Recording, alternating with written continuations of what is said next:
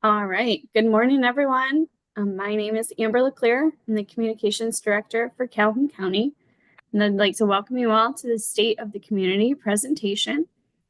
Thank you all for joining us today as we come together to hear updates and highlights from our local leaders about the progress of our communities in 2024.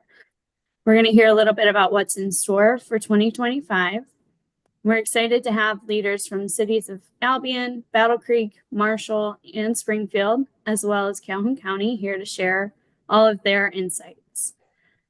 Before we begin, a special thank you to all of our dedicated leaders and to all of you, our community members, for taking time to watch today. After each leader presents updates on their respective municipalities, the panel will respond to any questions submitted by residents. So allow me to introduce today's speakers. Up first, we'll have Doug Terry from the City of Albion, Ted Deering, the Interim City Manager of Battle Creek, Derek Perry, the City Manager of Marshall, Ethan Moody, Interim Manager for Springfield, and Kelly Scott, Calhoun County Administrator. We look forward to hearing from each one of them and thank them again for being with us today. So without further ado, let us welcome Doug Terry. Good morning, everyone. The City of Albion is very excited about our renaissance that we are pursuing in our downtown.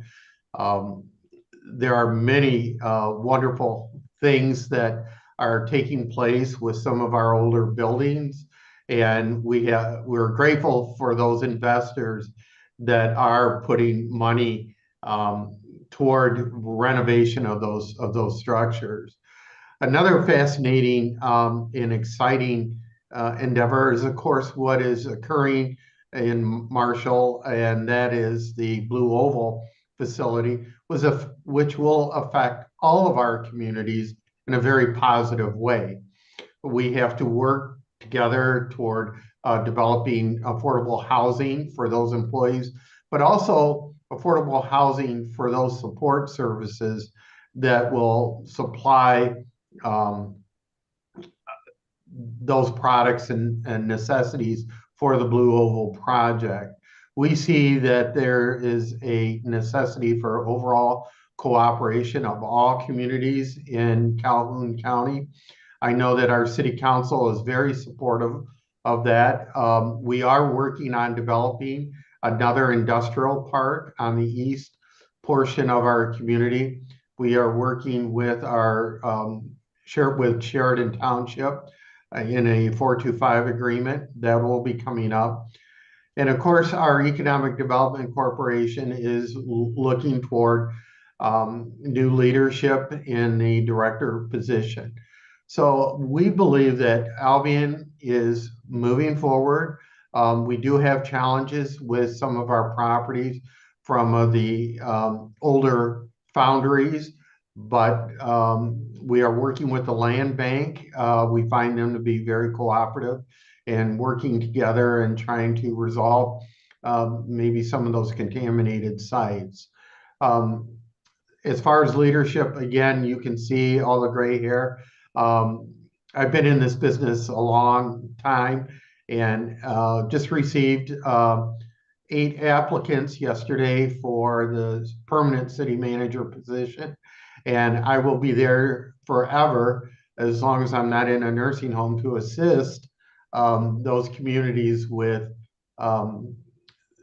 especially in Albion, with anything that they might need. I would hope that all of you would utilize 42 years of experience. So that's what's going on in Albion. And again, on behalf of City Council, we look forward with working with our municipal partners moving forward. Thank you, Doug. And up next is Ted Deering, City of Battle Creek. All right, thank you. Pleasure to be here this morning. And pleasure to join with my counterparts from Albion, Marshall, Springfield, and the county. I think we would all agree there was never a dull moment in 2024, and we're certainly expecting more of the same in 2025. And I think that 2024 was a good year for the city of Battle Creek. We had some successes and certainly generated a little bit of momentum. We expect that to carry into 2025, and that does start with our leadership group, which is the Battle Creek City Commission that you can see here on the slide. All 9 members of the commission were actually on the ballot in November this past year. We're pleased to welcome 2 new commissioners to the Battle Creek City Commission, Jessica Lacoste in Ward 1 and Paige Katsarski-Smith, who is one of our new at-large commissioners. We've got some veterans returning to the commission in Janasia Morris, Patrick O'Donnell, Chris Simmons, and Jim Lance in their ward seats, respectively, wards 2 through 5, and then Carla Reynolds and Sherry Sophia, who is our vice mayor, returning as at-large commissioners, and then Mark Benke returns for another 2-year term as the mayor. And this, here is the administrative team at the City of Battle Creek. We're looking forward to working with this new team of commissioners in 2025. So let's go on to the next slide, if you would, please. Thank you. Appreciate that. Again, the calendar year of 2024, it might best be described as a year of renovation and rehabilitation for the City of Battle Creek.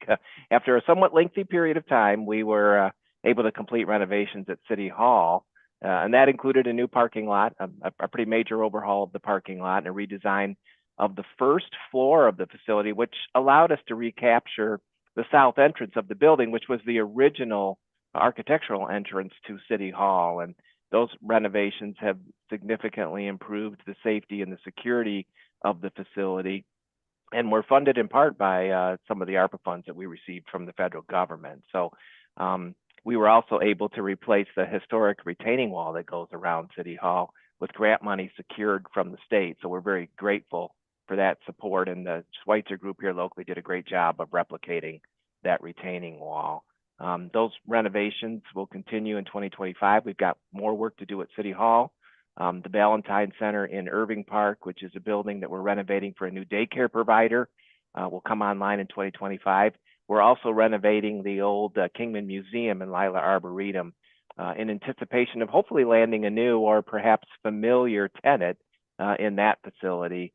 And we'll be redesigning and replacing HVAC systems at Kellogg Arena in support of the hotel, and hopefully replacing our boiler and chiller at City Hall that's been tested by the weather we've had so far in 2025. And really, the renovations and rehabilitations weren't confined just to city facilities.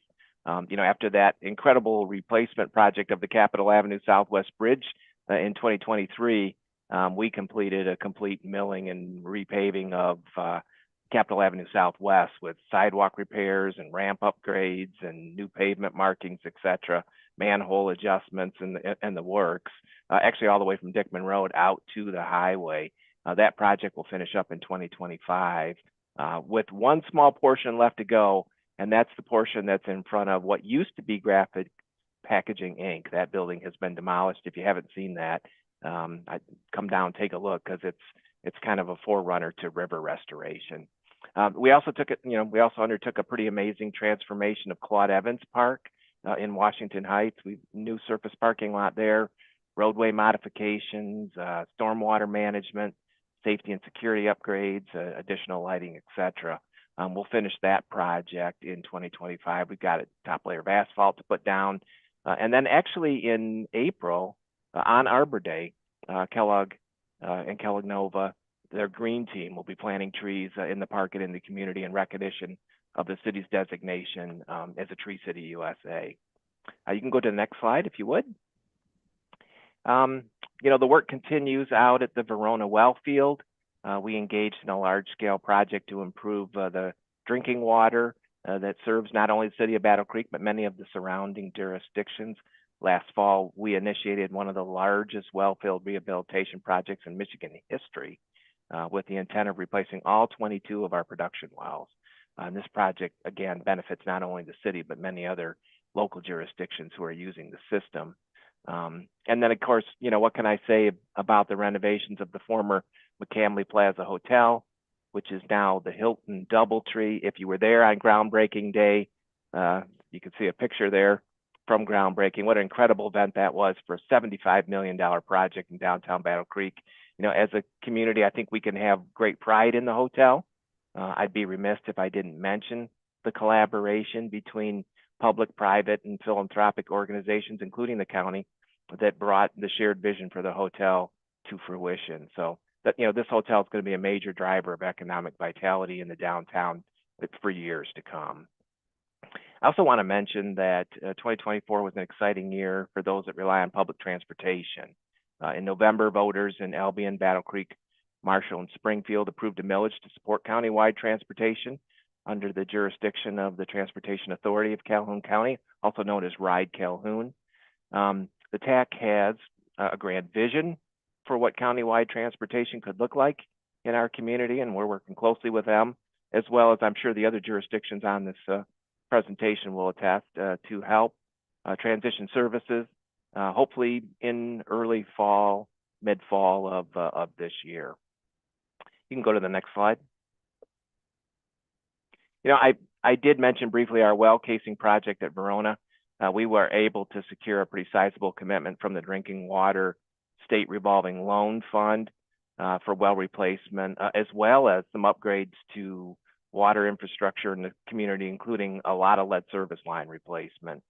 Those funds are going to help us significantly accelerate the process in Battle Creek of replacing lead service lines, which we're committed to getting done within the next several years. We'll be focusing on various neighborhoods in 2025, again, in a continuous effort to try to improve overall water quality for the community. We also took an important step in 2025 with regards to police community relations, with the establishment of a citizen-centric community oversight board. That board creates an opportunity for some proactive approach to identifying potential problems, building partnerships between law enforcement and local community, and creating bridges between PD and our community members. They've been going through some extensive training, but we're excited to see that board launch in 2025. You can go to the next slide. And then speaking of 2025, I mean, there are some renovations and rehabilitations that are going to continue in this calendar year. However, it's also going to be a year of transition. We are going to welcome some new leadership here at City Hall. Last November, our longtime city manager, Rebecca Fleury, retired from the city, and we are also in the process of seeking her replacement. The position's been posted. We expect to identify some finalists for the positions, likely in mid-March. And we're hoping to have a community meet and greet and community tours, interviews, that kind of thing in mid-April, and then select a new manager by early May, have that manager onboarded in June. That's the timeline that we're on right now, and hopefully we can welcome a new city manager to Battle Creek by mid-year. One of the first tasks that city manager is going to face is a complete overhaul of our fire facilities in 2025. We had a significant amount of stakeholder and community engagement in 2024 around our fire facility needs. We have planned to address every station with a plan that includes either some expansion, renovation, or in some cases, new construction. It's a great opportunity to modernize our stations to ensure that they are the safe and healthy workplace or environment that our firefighters deserve, and that they're accessible and positioned well for the future. You know, I think it's been mentioned already how important housing is to the broader economic development efforts of all of our communities. I'll talk a little bit more about that in just a minute, but we also realize that quality of life is an important leg of the three-legged economic development stool. And we're going to continue our efforts to naturalize and channelize the channelized portion of the Kalamazoo River that runs through downtown. So, you know, we were able to achieve some pretty important milestones in 2024 with regard to that project around feasibility and federal authorization for a project. And we expect that momentum to continue in 2025. We have secured a couple of grants that are allowing us to do some additional analysis of the channel and even a little bit of the design work up front. You know, the reality is on this project, this is still very much a long-term project. We know there are a lot of people in the community excited about this. It's going to take a while for it to come to fruition, but we are making progress. And I mentioned GPI a little bit earlier. If you've seen that facility, the fact that it's been demolished, that it really kind of shows you that we're moving ahead with the river restoration efforts. That project is certainly going to have an impact beyond Battle Creek. And that also goes for another project we've been working on for about 18 months now. And that is a reimagining of the Beckley Road corridor area. The corridor is definitely in need of a refresh. And the intent is to establish a vibrant and sustainable work, live, play environment out there. We are looking to incorporate some residential opportunities, hopefully in close proximity to a number of day and nighttime amenities and ancillary uses. We're finalizing the plan now as we speak. That's going to include some amenities that would connect a transportation network with vehicle and pedestrian modes of travel to make that entire area a little bit more pedestrian friendly, so that it can peacefully coexist with the businesses and retail that exists out there. The other thing we want to do with that project too is enhance the natural environment. There's some real opportunities, some beautiful property out there. So a little bit of a green emphasis wouldn't hurt at all either. This year we do expect to formally adopt that plan. We've got one more open house plan for residents to come in and review and comment on the plan. And then we'll begin some implementation. We need to update the LDDA development and TIF plans in that area. We also need to do some planning and zoning updates. We need to do a board refresh and hopefully see some initial investment as early as the end of 2025. We should have the plan up on the city's website very soon so folks can review it, and certainly we welcome your feedback. Next slide, if you would, please. Planning and effectively communicating with our citizens, receiving feedback, that's an important theme in 2025 for us. We do pride ourselves on getting information out to the public. We're looking for ways to improve our website this year, making it easier for neighbors to find what they're looking for. Our communications team is also pursuing a more flexible mass notification system to enhance and expedite the communication that we do with neighbors. There's also an opportunity and even an appetite, I think, for a refresh of our city branding. I don't know that we'll get to all of that in 2025, but we certainly are creating a roadmap so that we can get through it by 2026. Once again, we'll be conducting our national survey later this year. We do that about every 3 years. The survey is a collaboration between the National Research Center and the International City and County Management Association. It is an opportunity for our neighbors to share their perspective on city services, safety, mobility, economy, etc. Again, the survey is conducted every 3 years, and the feedback is used by administration to support goal setting and certainly long-term planning here at the city of Battle Creek. It's also time to update our master plan. The master plan provides a strategic framework, obviously, for long-term growth and development in the community, including sustainable land use and other related areas such as resource allocation, enhanced community engagement, etc. Every 5 years, we do an update on the master plan. In 2023, working with some other stakeholders, and some of the other jurisdictions may mention this, we completed a housing needs assessment for Battle Creek with some specific recommendations on how to address the critical need for housing that we have in our community. We need housing at basically every price point of every type in every corner of the community. And we're engaging citizens in a conversation about density and housing types with the intent of adding a strategic component around housing to our master plan. And, along with the master plan, we're also in the process of updating our 5-year consolidated plan. And this consolidated plan governs the spending of federal funds that we receive by the city for certain qualified individuals and geographies within the community. The consolidated planning process calls for a very robust citizen engagement component. And so, we encourage residents, make your voice heard, be part of these planning processes, give us your feedback. We welcome your thoughts and feedback as we head into 2025. And again, looking forward to more and continued success. And that is it for me. Thank you, everyone, for granting us the time this morning. Thank you, Ted. And up next is Derek Perry with the City of Marshall. All right. Good morning, everyone. Thank you. Appreciate the opportunity to share a little bit about what's been going on with the City of Marshall in the prior year and this current year.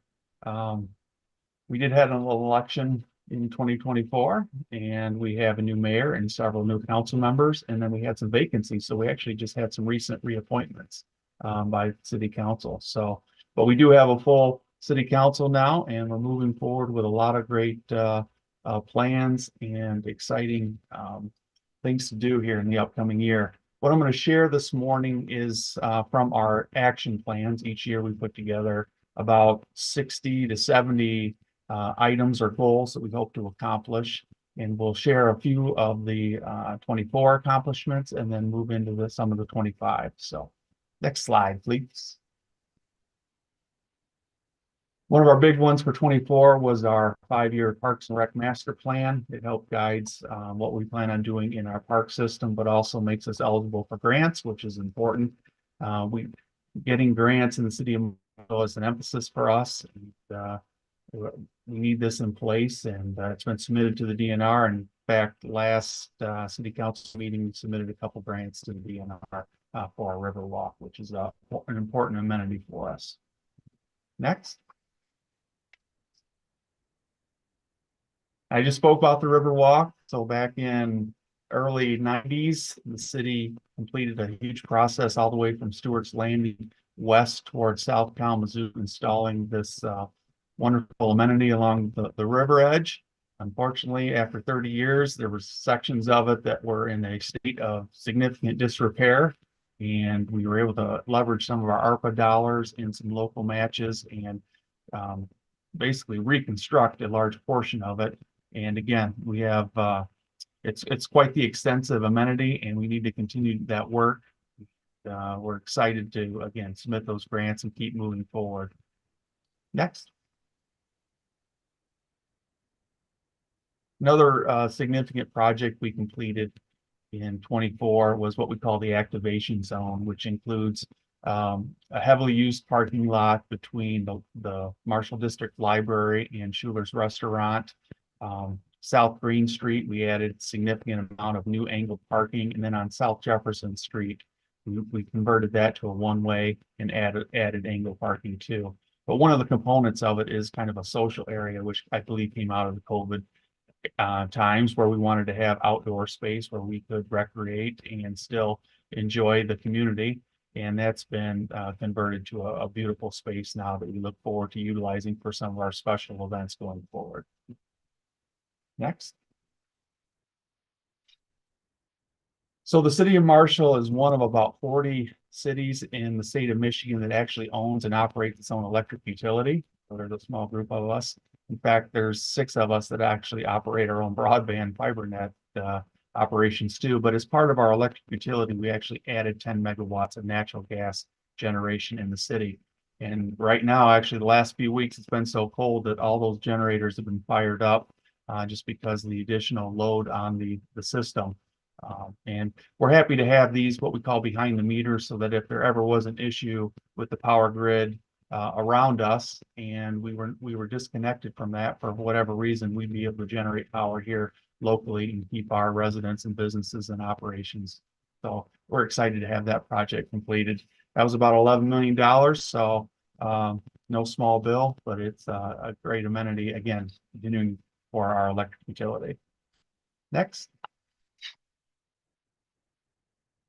As mentioned earlier, significant progress has been made on the Blue Oval project and the area around that. Blue Oval takes up about 500 acres of the 2,000-acre major campus area, but 2024 was a major year for getting the utility infrastructure in place to service that. And that included 14 miles of water transmission main, which again is in partnership with the city of Battle Creek. So we will now have a large pipe that will connect the two communities, and there's a lot of public safety benefits to having that in place, besides just the economic development benefits.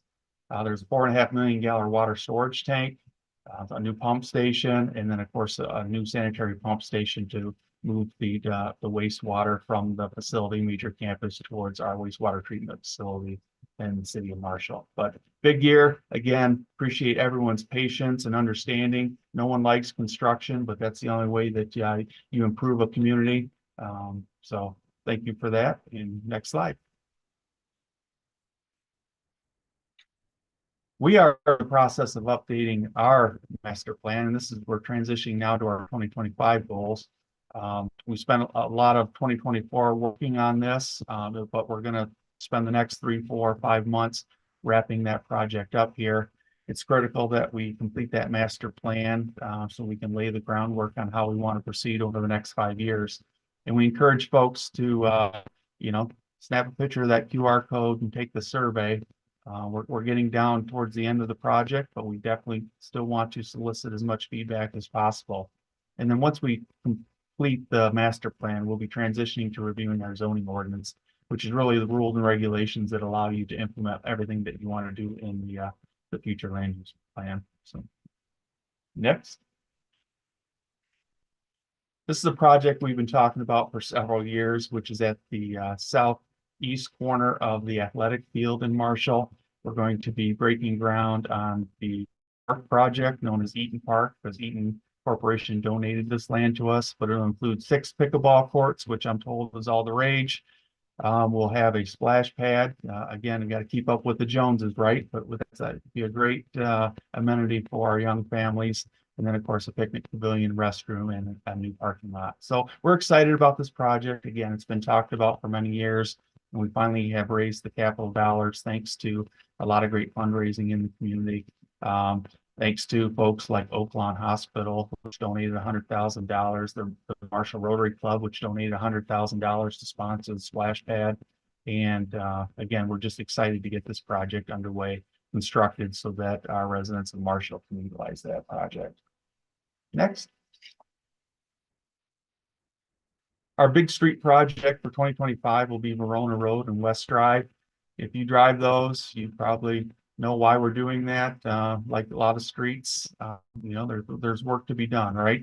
And this year we're able to move forward with that project. And one of the things we've been hearing in our master plan is walkability, walkability, walkability. People love that we are a walkable community, but want us to continue to connect some of those dots and reduce the gaps that we have in our network. And as part of this project, we're going to be adding a new sidewalk there on the south side. So again, just to the value of the master plan, these are the things that the community want to see done. So we're going to move forward with those things. So appreciate getting this project underway, and thank you to the community and for the patience when this project kicks off. Because again, these things just don't happen overnight. It'll be a 10-week period if all things go well. Again, just keep focusing on the final product, right? Next. Another utility upgrade we're planning on doing in the city is replacing some water main. So we have about 59 miles of water main in the city. 35% of that is cast iron. Again, being an old city, it's an old product. Unfortunately, what it does is it creates rusty water at times, especially if the water doesn't get moved around frequently enough. Or when you do flush the hydrants, you'll notice that the brown water tends to be an issue. Well, one of the projects we're hoping to do, what we plan on doing this summer, is replacing a large section of it and actually lining a section of it too. This will be the first time we've lined water main in the city of Marshall, so it's kind of a pilot or demonstration project for it. I hope it goes well. I hope it allows us to extend the life of some of this cast iron main in the city, and then again, really help us with the water quality issues we have in some of the areas of town. Next. Going back to the master plan and the importance of having a walkable community, we've never had a non-motorized plan, which is something that MDOT tells us we should have in order to seek grants. There's some areas in town where MDOT has jurisdiction, and we want to make them safer for the pedestrians and improve the walkability and safety. So in order to do that, we got to have this plan. So this will be a component of our master plan. Again, appreciate all the feedback we've heard from the community. And as a component of that, we'll also look at some wayfinding signage throughout town. So we'll be able to help you when you enter Marshall, figure out where you can park to visit our wonderful downtown, where you can visit our amenities and get to the Riverwalk. So again, we're excited to move forward with this in 2025. Next. Marshall's a beautiful historic town, which means we have old facilities in town, and some of those are occupied by the city government.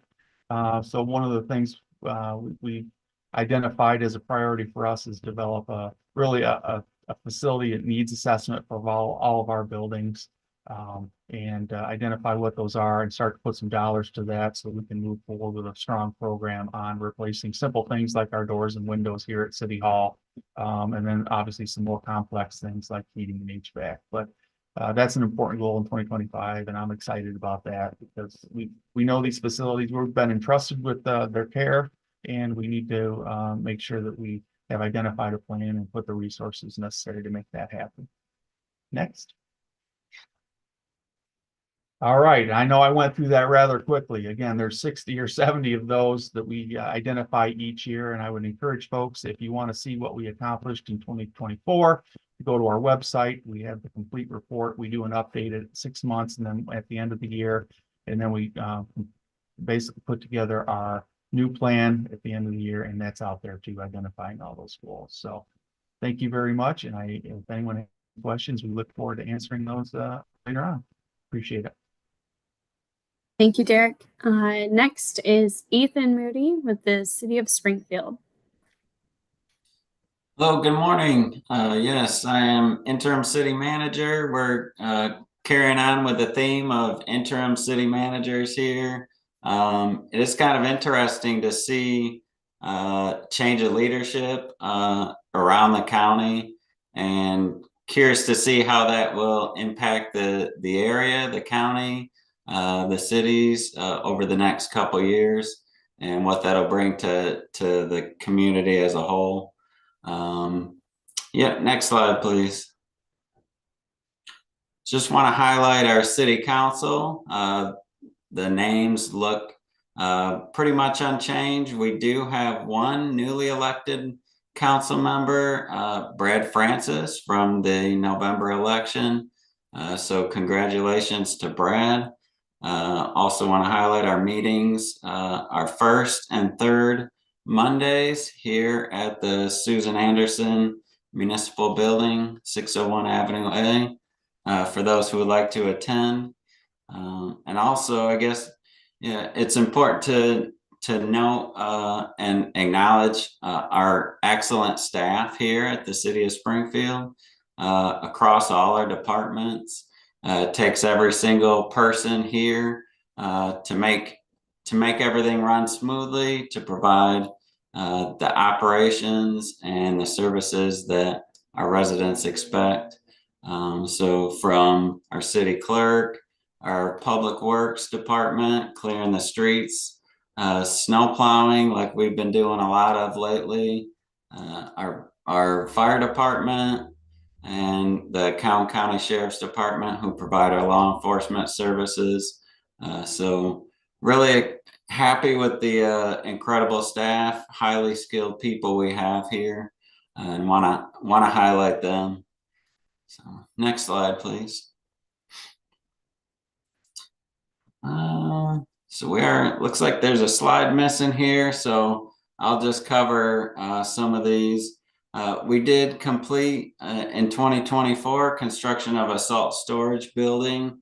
We had some pictures here that looks like we're missing, but that's okay.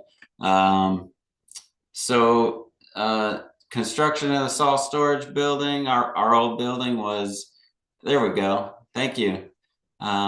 You see the lower right corner is our old building, and up top is the new building, so that we increased capacity, the ability to be able to store other materials as well that our public works department uses on a regular basis. Our old building was pretty rough shape and was inefficient to even be able to get in and out and to be able to maneuver the salt. So happy to have that new building to provide more efficient operations for our public works guys. Also want to highlight, we were awarded a MERS Impact Award for employee education. something we've tried to stress and to be able to really work on making sure we're educating our employees. So that was covering. We partner with MERS to provide education for financial wellness for our employees, providing compensation statements to our employees, and also partnered with MERS to be able to run figures for individually of retirement income replacement projections, and just to be able to provide a overall picture of what we're providing to our employees and help them better understand that picture. And then implementation of early voting. This certainly isn't unique for Springfield. This was statewide, but it gave us an opportunity to kind of evaluate how the processes we're using and how we run our elections. So we did look at previously we had 2 precincts, and we consolidated from 2 to 1 precinct to be able to just have one location. Sometimes it created confusion previously of having 2 different precincts, and also provide a better way for us to have a better location for voters to come in. So we also reviewed our building, the City Hall building, for where the election takes place and voters come in.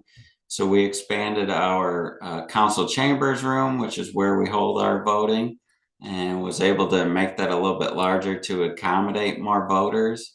Also is able to provide us with a larger meeting space if we need to hold larger meetings here at City Hall.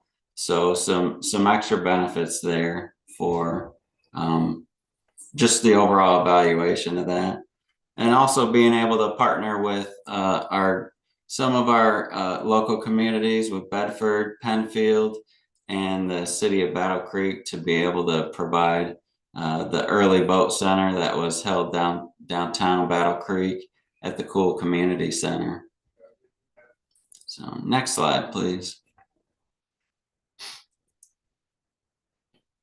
Also want to highlight our pension funding. This is something we've really taken strides to try to improve our funded level of our pensions. This is kind of, it's still there in the background of all municipalities across the state and nation. And so we've really worked hard at providing voluntary contributions towards our pension. And so over the last 4 years, we've increased our funding level from 60 to 72% in our pensions. And so we're proud of the progress we've made, and definitely something on our radar. We continue to look at how we can be able to pull money and use excess from or surpluses from prior years to be able to fund that better. Also, we looked at our TIFA plan, our Tax Increment Finance Authority plan. We hadn't had a major update to our TIFA plan for over 20 years.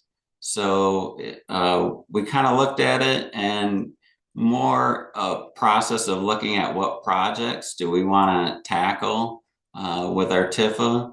And so we were able to run an update on that, and then also want to highlight our community events. You'll see some of our pictures there on the side from our car show, our Easter egg hunt. These are events we do each year. So the Easter egg hunt, of course, around Easter, Springfield car show. This is one that we do the weekend of Memorial Day every year. Sorry, Labor Day every year. And then the trunk or treat that obviously right around Halloween. So We'll put that info out as those come up this year. The Easter egg hunt is coming up soon. We'll have more information as those dates are set and we have more information. Next slide, please. So here is a long list of items, some along with a bunch of numbers added to it. As finance director, of course, you'll expect that I would throw these out. Just want to point out how much in grant funding we have been able to secure here for City of Springfield, and how that's helped us really be able to provide some big improvements and some projects that are upcoming here. I'll highlight a few, and then as we look forward to 2025, I'll cover some more a little bit further on in more detail on some of these projects. So the Mich Neighborhood Enhancement Program, we were able to provide some improvements to some homes throughout Springfield with that money. We're also the Category F MDOT grant. We will be looking at repaving along Avenue A between Helmer and Dickman here shortly, this upcoming spring, summer time. And the Firekeepers local revenue sharing. We are looking at doing some improvements to Begg Park, the walking bridges we have there. And so also want to highlight the total here of $5.4 million in grants we've secured, which is significant for Springfield. Our general fund budget is right around $3 million annually. So that kind of puts into perspective how much of an impact this can make for Springfield. Next slide, please. What's coming in 2025? Of course, as interim city manager, we are looking and city council is reviewing candidates right now for a permanent appointment to the city manager position. And so we look forward in the next couple months to be able to look to put someone here in this position permanently. We have, and this was one of the larger grant awards that we received, was the Drinking Water State Revolving Fund project. This is an $8 million investment in Springfield's water infrastructure, which includes mainly a lot of water main replacement of aging infrastructure. We are looking at construction starting next month. And actually this week, we've had quite a few semis rolling through our parking lot, delivering some of the materials for that project. So we are getting ready to undertake that. That's been a project that's been in the works and kind of the planning phase for a year or two now. So we're excited to get that underway next month. Springfield Schools Memorial Parks upgrades. This is park also formerly known as Upton Park.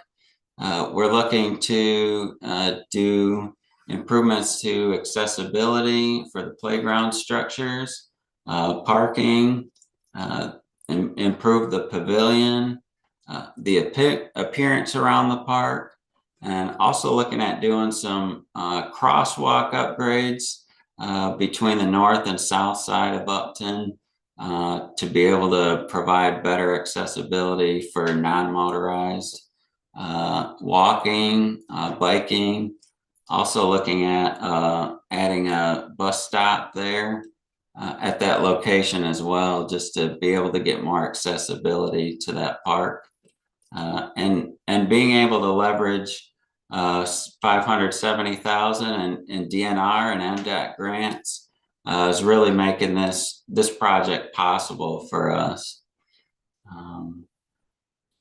Next up, we're also looking at utilizing our chill grant funds. So this is a Mich project or grant project that provides about, it'll provide about $200,000 that we'd be able to just do more home improvements for Springfield residents, to do repairs, safety repairs, and just general improvements to housing. So we're excited about that, to be able to help out our residents with projects they may not be able to otherwise complete on their own. Next slide, please. And we have even more coming. We are currently working through, as plenty of the other communities are, we are working through our master plan update. Planning Commission has been working through this for a while. The transition with between city managers here is maybe delayed it slightly, but we are continuing to make progress. Planning Commission should be approving that here in the next couple months, and we'll be pushing that out to everyone to be able to comment, review the plan. And then also, in conjunction with that, we are working through a 20th Street corridor plan and looking at ways that we can enhance that corridor and see what we can do to kind of improve the look. How can we look at zoning and just improve that area as a whole? Also looking sidewalk improvements. 2023, we did a sidewalk assessment, and this is just something we've continued to work through. As of now, we're looking just to kind of maintain our existing sidewalk infrastructure. So we're continuing to work and make some improvements. We have plans to do some repairs and replacement around Upton Avenue, which also would coincide with the park improvements there on Upton Avenue. Continuing to work towards fully funded pensions, just finding ways to fund that and continue to fund our pensions. Again, we've taken great strides to be able to fund that, and we want to continue to do that. And lastly, we are looking to recruit for our boards. Obviously, this is something that many communities are struggling with, finding members to volunteer for boards. But we've had some success already this year. We've added a few new members to our boards, and so we're really excited about that. And we'll continue to push that out and get more involvement in our boards. And that's it. Thank you. Thank you, Ethan. Last but not least is Kelly Scott of Calhoun County.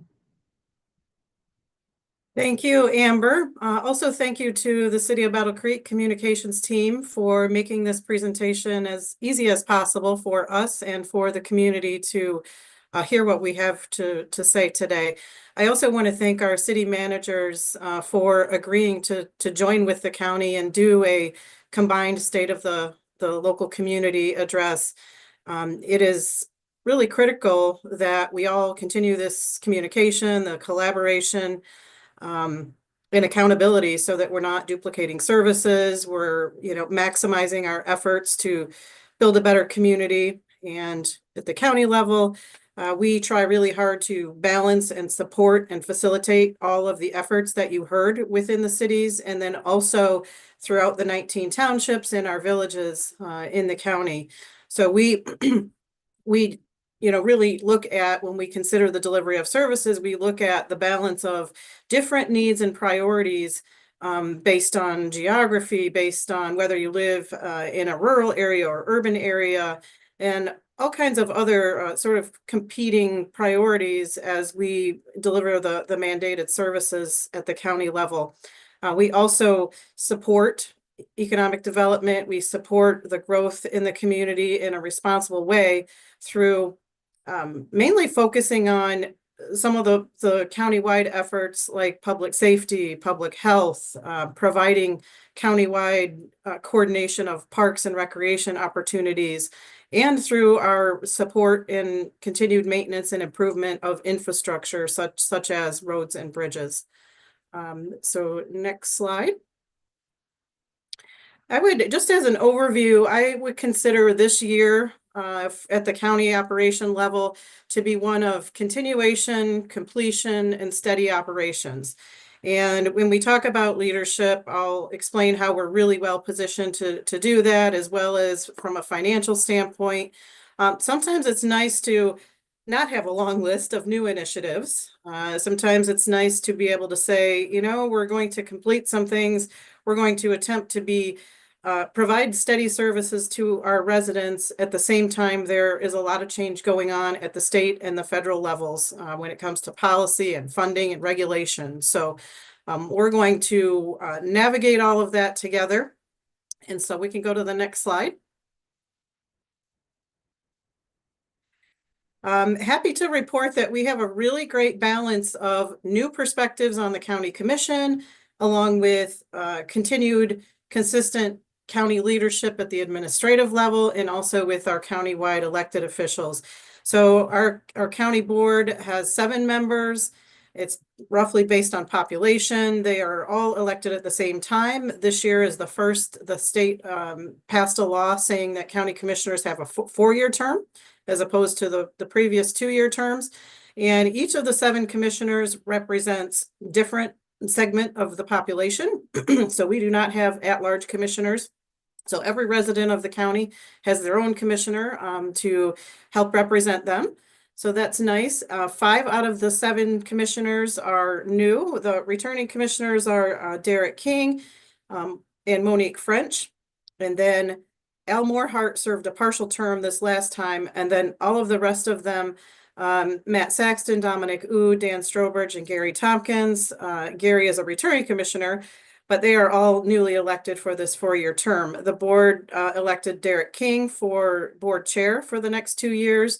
And then Matt Saxton is the board vice chair, which is limited to a 1-year term. And for our countywide elected officials, as I mentioned, we have a continuation of that leadership with Sheriff Steve Hinckley returning, Treasurer Brian Wensauer, our Clerk Register of Deeds, Kim Hinckley, Prosecutor Dave Gilbert. All of them are returning, and we have one change at that level, which is a Water Resources Commissioner. Our former county commissioner, Tommy Miller, won that election. So it's nice to have that consistency going forward in leadership. And we have rearranged a little bit from the county administration standpoint. Most of them were internal promotions. So we have a really strong administrative team. We operate on what I call our administrative executive team, which is the photo there, with our human resources, our legal counsel, our assistant county administrators, Amber as our communications director. And so I'm excited to really have this strong bench as we move forward. The courts also changed their leadership model a little bit going into this year. We formerly had Judge Mike Jacquinette was the one chief judge over all of the different courts, district court, probate court, and circuit court. They have decided to separate that individual leadership over each court to have Judge Lincoln, Judge Bomia, and Judge Jacquinette form the judicial council together, but they are each their own chief judge for the different courts. They also combined the administrative function. So Chris Getting is now the court administrator over all the courts. So it seems to make sense that we have kind of at the administrative level, things combined, and then each of the chief judges can focus more on the business decisions for their individual court. So I always say leadership matters, which is why I wanted to run through that. So we are positioned very well, like I said, to continue to complete and to provide steady operations consistency for our residents. Next slide. I always give a state of the county's finances, and the reason that that matters is that it allows us to be transparent about what we're doing with everybody's property taxes. It shows that the county is positioned well to support our municipal partners in the development that they need to do. It keeps the cost of any financing as low as possible.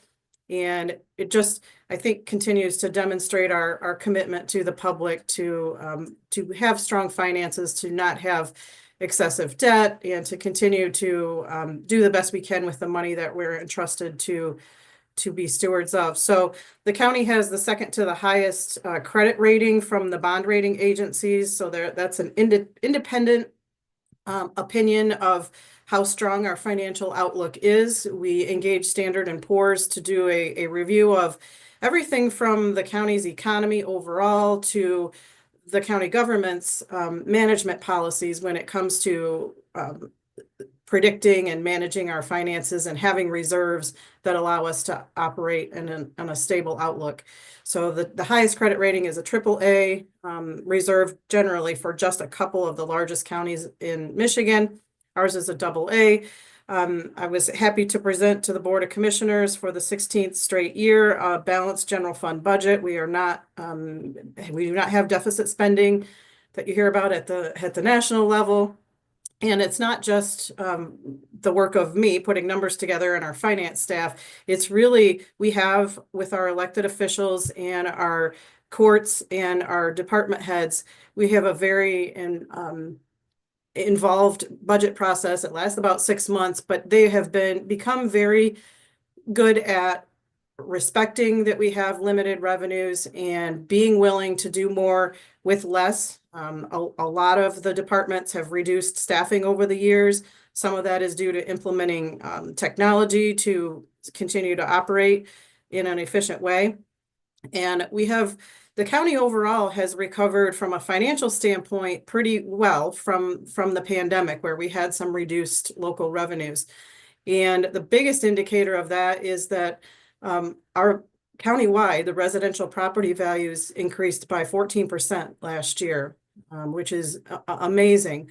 Now, individual property taxes don't increase by that because they're limited by law to an inflationary level.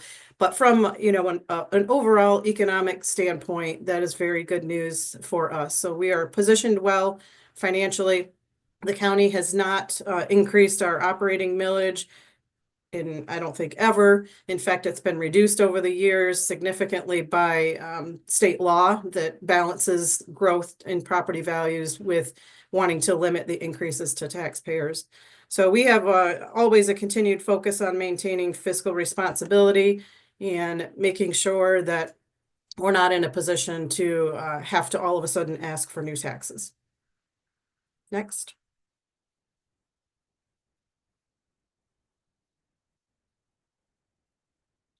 As I mentioned, the three key, I think, jobs that the county government has are to address the diverse needs across the county, to facilitate collaboration among, not just among county officials, but with the city managers. The county facilitates meetings quarterly with the city managers and mayors of all 4 cities, along with our village manager, and then the county board chair and I. So we also have an economic development corporation at the county level where we bring together all of the economic development officials from across the county. We do a lot of times when the cities are directly implementing all of these projects, the best that we can do is facilitate communication and collaboration across the community. We also support a lot of initiatives that we don't provide specifically. Couple of examples, the county is fortunate to have about $6 million a year from the Firekeepers Casinos net profits coming to the local revenue sharing board. I'm honored to have been chosen since the casino opened through a contract with the county to facilitate the delivery and the allocation of that funding to local governments. The Native American Heritage Fund is a statewide initiative that also takes some of the profits from Firekeepers Casino and gives that to local governments across the state. And we facilitate that initiative. Next. So speaking of property taxes, we do have several special millages that the voters approved in Calhoun County. Overall, if you look at your tax bill, as a resident of Calhoun County, the county's total property taxes make up a little over 25% of a typical tax bill. So we're a fairly small portion. I was highlighting here just some of the extra voted millages and what happens with those dollars. So the senior millage that has been in place for many years provides about $3.6 million in funding for a lot of free services across the county to about 7,000 residents. So it's about 20% of the county's older adult population are accessing services from that millage. We also have a veterans millage, which is much smaller. That is a 0.1 mil in it, but it does provide about $500,000 per year to fund our office, our county Veterans Affairs office. They also, their main job is to facilitate claims that brings hundreds of thousands of dollars to local veterans in the benefits that they deserve. They also facilitate an emergency financial assistance fund out of our office that helps many county residents resolve issues such as past due utility bills and minor repairs. The Parks and Recreation millage was just renewed last year in 2024. It's 0.2 mils. Broad 63% support for that. It generates about $1 million per year. And that's split half and half between what the county keeps to operate, preserve, and maintain our parks, and then the rest that is allocated to cities, townships, and villages. Excuse me.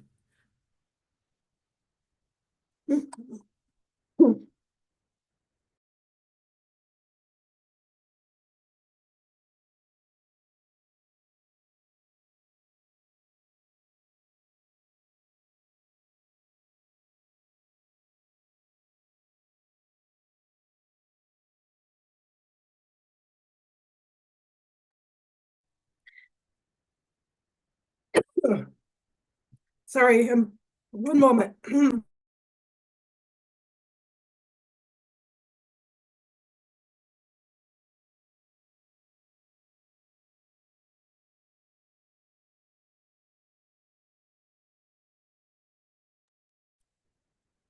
All right, we will try this. I'm not sure. Okay, go to the next slide, please.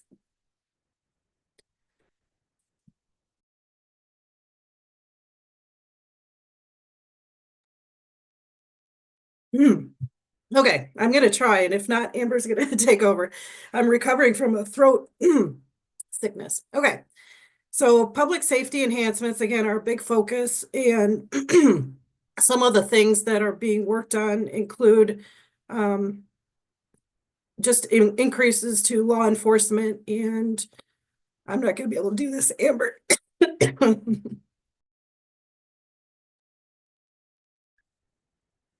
Let me just pull up my notes real quick.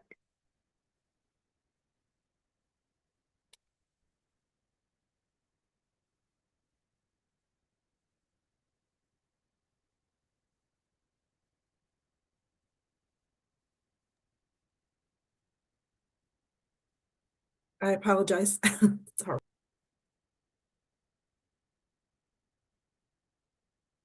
Ah.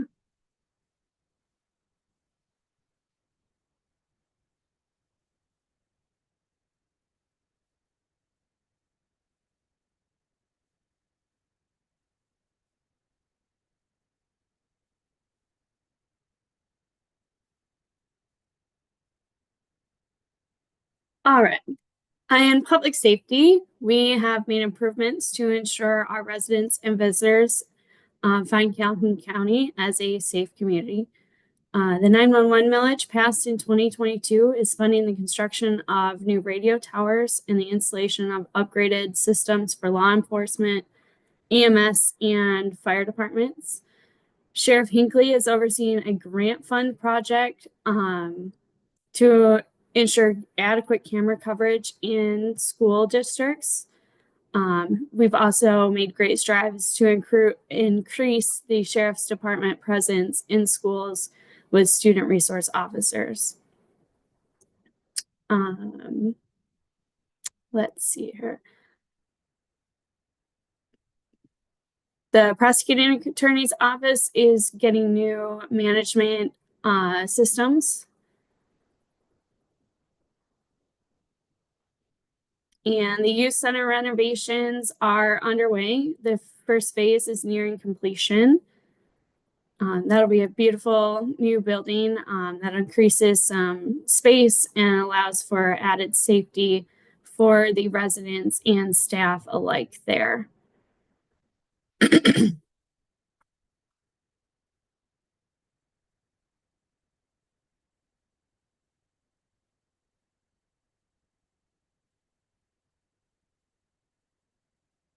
Supporting health, well-being, and the quality of life. We're improving health indicators. We've done some studies with the public health department. So we're realizing mental health is a huge focus for the county. We are helping to provide additional providers and funds with Summit Point. We're addressing some of the opioid with allocations in national funding. Kelly oversees a lot of that. And the public health department is working through some accreditations and enhancements for the countywide programming there.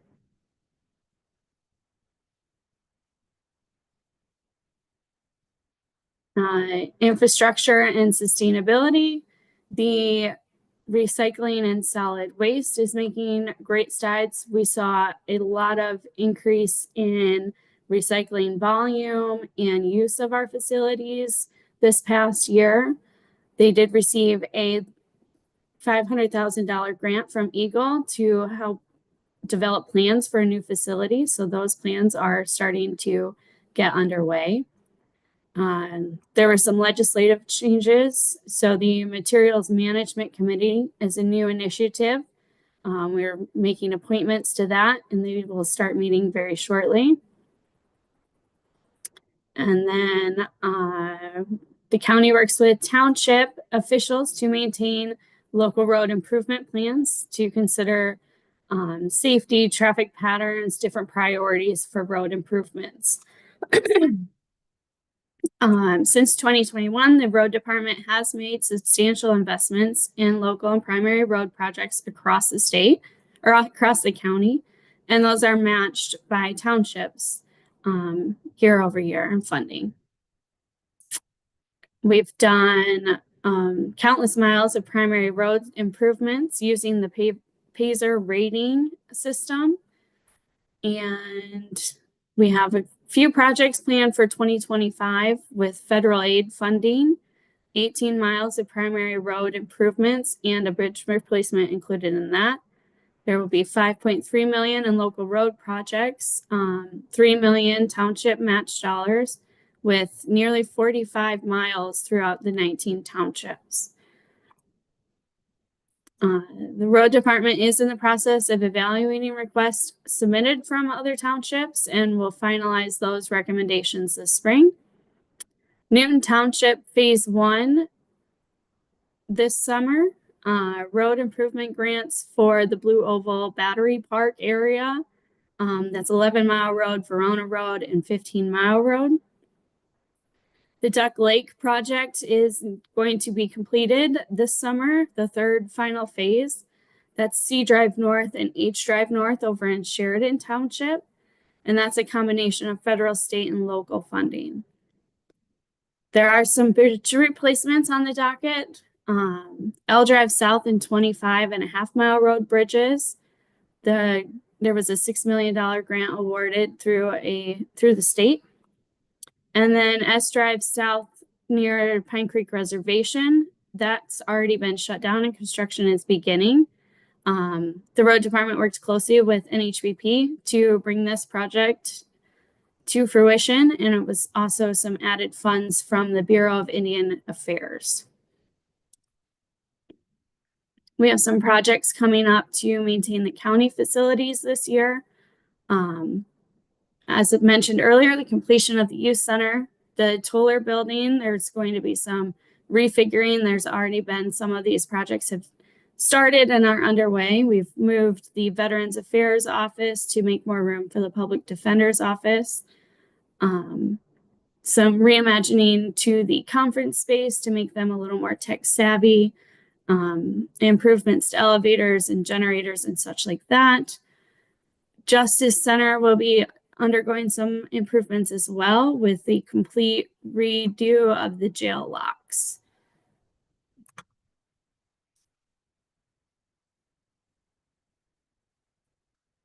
And an expansion of our services throughout the county. We're working through the broadband task force with some eligible locations. Internet service providers have expressed interest and are applying for funds to enable them to expand the broadband service to the whole county.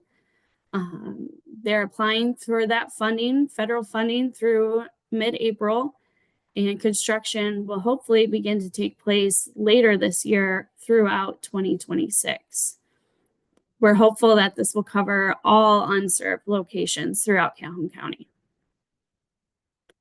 We just launched a new website design that brings our new website into a more ADA accessible, and we're going to add a chatbot feature that will help with translation and accessibility as well. So look for that coming very soon. The clerks and register of deeds have improved their accessibility to other documents throughout their office, transitioning to a digital friendly search and review system. We're supporting housing opportunities and neighborhood stabilization through the Treasurer's Office and the Land Bank. The Treasurer's Office has some initiatives to help with blight removal and hardship foreclosure assistance, as well as the Land Bank Authority is working to clear up some of the brownfield initiatives. They've received generous grant funding from various agencies to work on some new housing projects in Albion and Battle Creek in Washington Heights. The Land Bank also celebrated this past year 20 years of impact. They had a great celebration last fall. A lot of our community leaders were able to attend that and support us with that.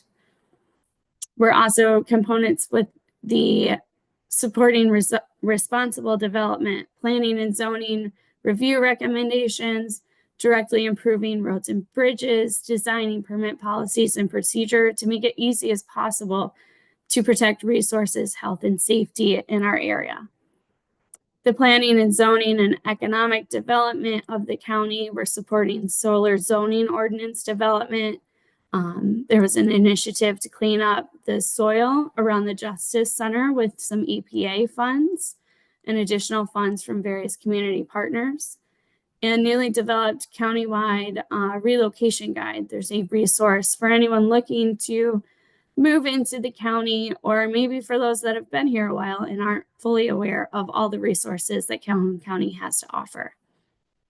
We've also secured $100,000 in grant funds for a new county master plan. So the Planning Commission is getting to work on that.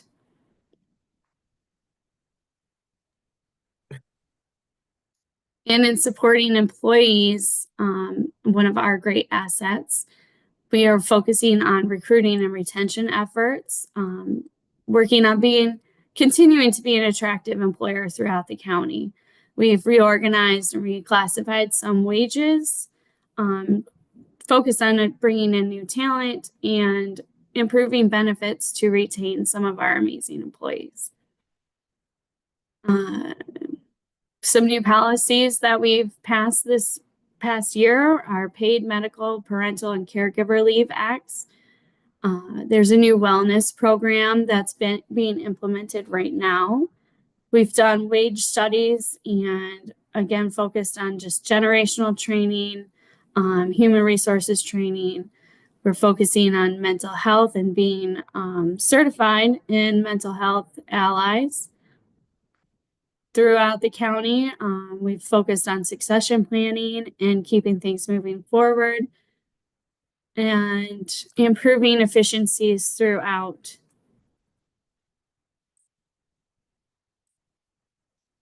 I probably left out a lot there, Kelly. So if you have anything to add.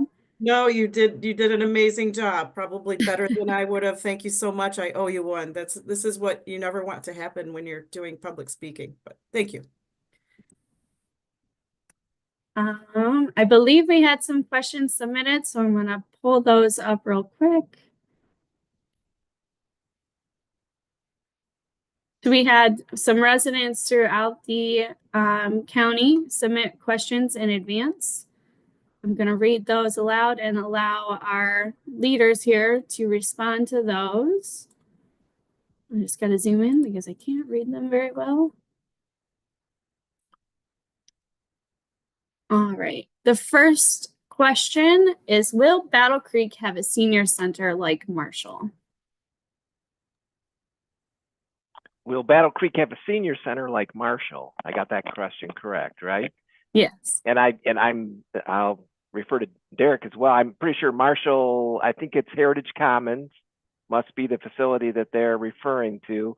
And I believe that they have a kind of a broad scope of enrichment in programs for older adults. I see Derek shaking his head. Yeah, so I got that right. Good, thank you.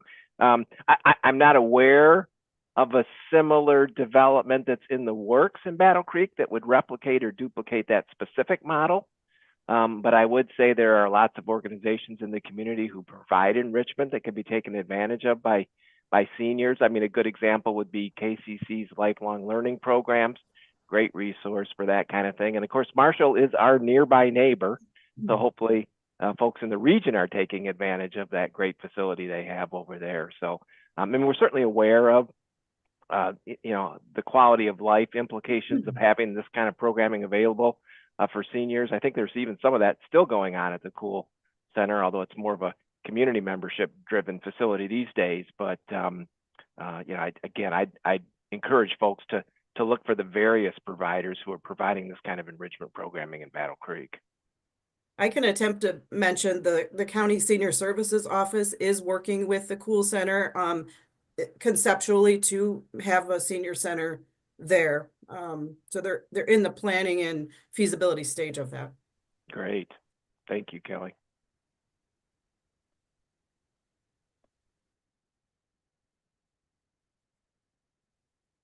Do any of you support a third-party independent forensic audit of your municipality to be more financially transparent with the citizens, and also to see where money may be wasted and how we can better direct and spend our money? Why or why not?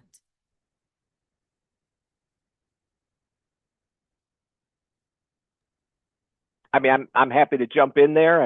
I suspect my counterparts have some thoughts on this as well. You know, obviously in the city of Battle Creek, we do have an independent third-party auditor who comes in every year and audits our financial statements. That's not typically a forensic audit, as forensic audits tend to only occur if there is a happening or a suspected fraud or abuse.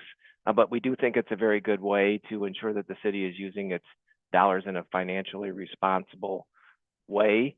And you know, in the city of Battle Creek, we put those audited financial statements, as I'm sure my counterpoints do, on their website, you know, on our websites every year. I mean, at the city of Battle Creek, for example, you can go to our website and see our weekly check register. And so I think we try to be very transparent with our financials and have some good policies and practices in place to ensure that that happens.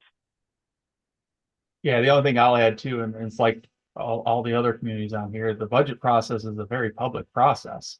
And it's not something that just occurs over one night. So there's there's lots of opportunities for the citizens to be involved in that process, public hearings, multiple meetings, discussions based on priorities, level of service. So if residents out there have questions or concerns about the budget process, I encourage them to engage with their municipality or their county and have those discussions. Again, we also every city council meeting, we have a list of our bills. In fact, we had a resident last meeting had a question about one of those. The meeting, we spent some time and we talked about what that was. And what it was is collecting the ad valorem taxes for the different jurisdictions and passing them through, right?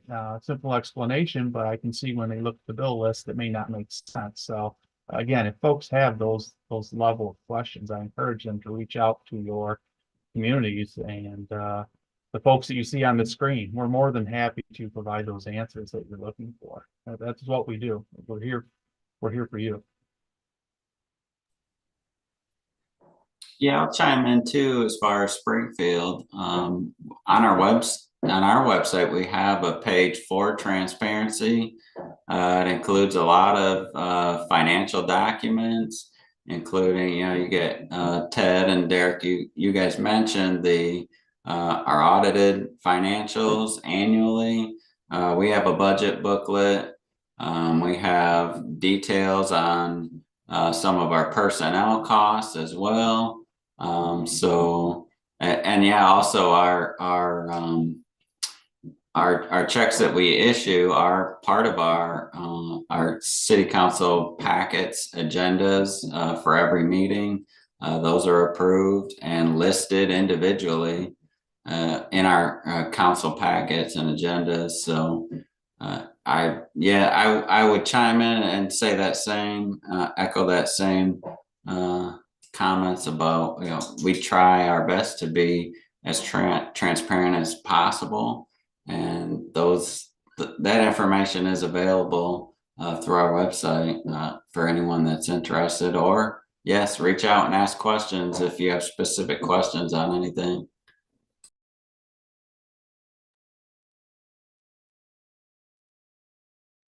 The next question comes from a community health worker who works with some of the at-risk population in Calhoun County to connect them with resources in our community, food, transportation, and housing, for example.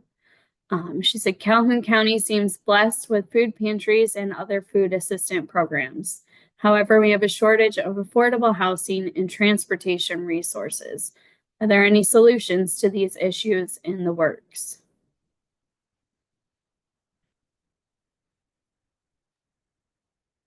Again, I'm happy to jump in. I think probably all of us during our presentations touched on the need for housing in our communities. And again, I mentioned earlier at various price points and all types of typologies and in every corner of the community. I think there are some proactive steps being taken in Battle Creek to address the housing issue.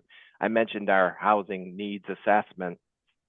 And the recommendations within that assessment, one of them includes establishing a housing trust fund, which we are in the process of doing now. We've got some seed money from the Kellogg Foundation to help enhance our ability to support, for example, emerging developers who want to get into this space. And there are some good projects going on in Battle Creek, for example, in Washington Heights, where one of the local churches has taken on a housing development. So, we're inviting stakeholders to the party. We'd like to be able to do a little better with our LIHTC applications to the state, because that's another great source of funding to create affordable housing in our community, but we're being as proactive as possible. We've got a plan. We're following the recommendations of that plan, and hopefully that will yield some fruit on the housing tree in the upcoming years. The good news is the one LIHTC project that we did land, the Hollander project at the old Kmart site, is getting ready to launch in 2025. So hopefully that'll kick off some momentum to help us address our housing issues.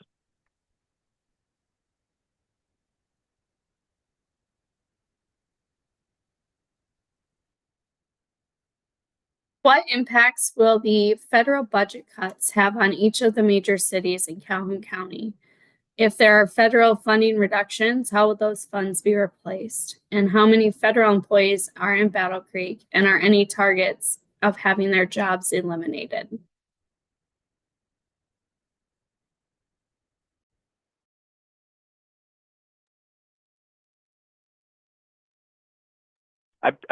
Derek, you look like you were going to jump in there. Well, again, I know there was a specific question related to Battle Creek, but obviously when that chatter started at the federal level, we did our quick analysis to see what potential impacts would be for us. And we do have 3 of our firefighters currently funded by what's known as a SAFER grant, which is a direct allocation from the federal government. We don't think that there will be any impacts to that, but again, no one likes uncertainty, right? And obviously there's been some level of uncertainty going around. Ultimately, what we would have to do is make that evaluation on how we could backfill that with local property tax dollars. And we think we're in a good place and we'll be able to do that if that funding were to dry up immediately. But no one really likes that that thought that the rug could be pulled out from underneath you. It doesn't make for good governance when you are having to react herky-jerky like that. And then the other area is our public transit, which, public transit receives a lot of money from the state and federal governments. And Marshall currently operates the dial-a-ride system. However, that'll be transitioning to the county transit authority. But that was another area where we had some concerns. But again, at this point, we don't think that there's going to be any impact to those 2 areas. So that's for Marshall. Yeah, and I would certainly agree that there is uncertainty around all of this. I mean, obviously, we have operations that receive a significant amount of federal funding, whether it's the airport and the FAA, or Derek mentioned transportation and the FTA, the DOJ and law enforcement, HUD certainly for our community development needs. And so, I mean, we're concerned. Obviously, our department heads are checking with their various professional associations, trying to get as much information as they can about what's going to happen. We're talking to elected officials, et cetera, to try to get a feel for this. But, as Derek mentioned, there is a certain amount of uncertainty here.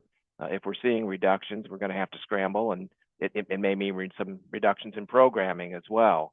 Because obviously we've got to live within a budget. We're not hearing doom and gloom when we put feelers out there. But things are changing every day, and it's certainly on our radar. We're trying to stay on top of it and try to react accordingly.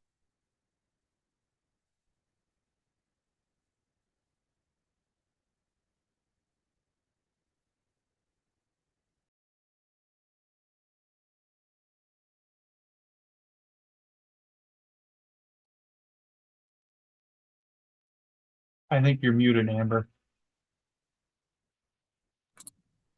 So we had several questions about TAC, asking for an update and plans to increase public transportation in the county. Yeah, I mean, I would certainly encourage folks, if they have questions about the TAC, to reach out to the TAC. You can visit the Ride Calhoun website. They do have a contact form there. I know people have been submitting questions, and the TAC has been responding. Derek mentioned they've got assets that will be transferred to the TAC over time. We obviously in the city of Battle Creek have significant assets that will be transferred to the TAC over time. We have seen on their website just a simple breakdown of their proposed service level scenario. And it's exciting. It adds a significant amount of daytime on-demand service, nighttime on-demand service, and even weekend services, including Sunday. So I understand people are anxious to see the TAC come to fruition. We're working closely with them and expect to be over the next several months to make that transition. Yes, they did obviously have a millage approved, which means that there will be stable funding for transportation going forward, which is great, rather than relying on a city like Battle Creek or a city like Marshall to try to produce the funding to stabilize and provide services countywide. So I think we're absolutely headed in the right direction. I think once we can get the TAC operational, and that does take a little bit of time to get all of the pieces in place, I think there'll be a robust public transportation infrastructure serving all 4 of the communities and the county that are here as part of this conversation today. So I say, if you can be patient, it's coming, and I think it's going to be good for all of those who rely on public transportation.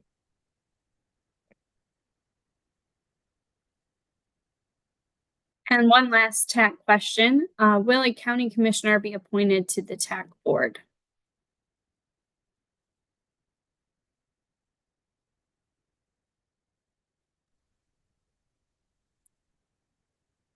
I am not sure. There's one vacancy, I believe, right now. The way the articles of incorporation are written, it, specifies getting recommendations from each of the cities that are participating. And then the county so far has appointed non-commissioners, members of the public at large, I guess, to the TAC. And we have one last question, and any other questions we don't get to, or if any other community members have additional questions, the survey will be open through the end of the month, and we can respond to those outside of this broadcast. So feel free, residents, to submit your questions. Amber, Yes. I need to correct that statement. I just remembered. So we originally thought that a county commissioner could be appointed to the TAC, and a legal review of that said that that would be a conflicting office holder position according to state law. And so our county commissioners are ineligible to be on the TAC due to that, because the county board appoints the members to the TAC. They could not both appoint and hold the position of a TAC board member. Thank you for letting me clarify that. Thank you. So one last question. This is a pretty great one to end on.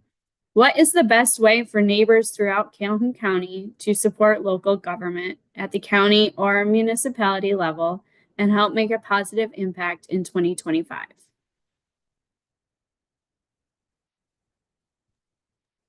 Yeah, I would agree. That's a great question, right? And I think some of my counterparts on the call today, actually, I think Ethan, as a matter of fact, mentioned a couple of ways that you can serve, right? Ethan mentioned boards and committees, where I'm assuming that Marshall and Albion have similar challenges with just filling positions on boards and committees. We certainly do. That's a great way you can participate. Derek talked a little bit, and so did others on the call, about, participating. I did as well, participating in our planning processes.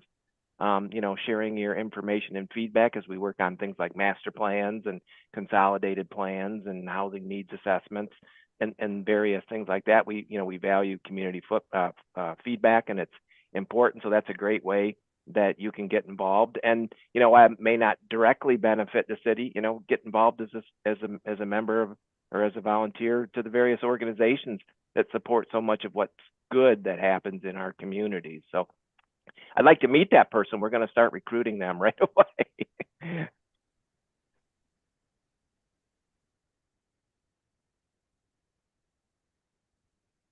All right. As a reminder, the survey link will be available to submit questions through February 28th. So if anybody else who watches this at a later date, they can submit questions and we'll respond to them offline. Thank you everyone again for joining us today. We hope you found the updates from the community leaders insightful and informative as we look back on 2024 and ahead to an exciting 2025. I'll end by encouraging everyone to stay involved and continue to work together for the betterment of our community. Have a great day, and we look forward to continuing to build a brighter future together. Thank you. Thank you, everyone. Appreciate it.